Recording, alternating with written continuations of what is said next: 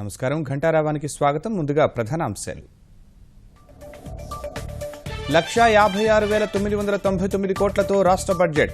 Revenue వ్యయం 1,25,911 కోట్లు.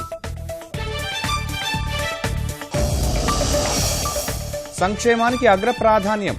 విద్య, గ్రామీణాభివృద్ధికి సముచిత కేటాయింపులు.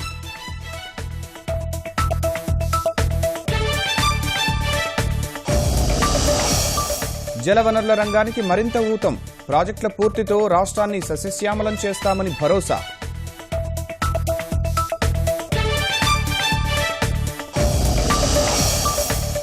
నిరుద్యోగ యువతకు వరం. ఆర్థిక సాయం కింద 500 కోట్లు కేటాయింపు.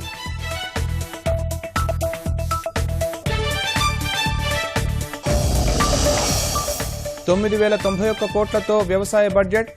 రైతులను ఆదుకునేందుకు యుద్ధ ప్రాతిపదికన చర్యలు.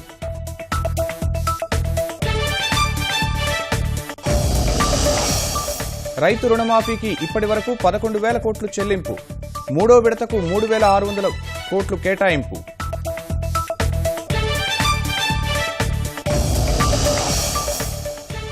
ఐసీసీ చైర్మన్ పదవికి శశాంక్ మనోహర్ రాజీనామా.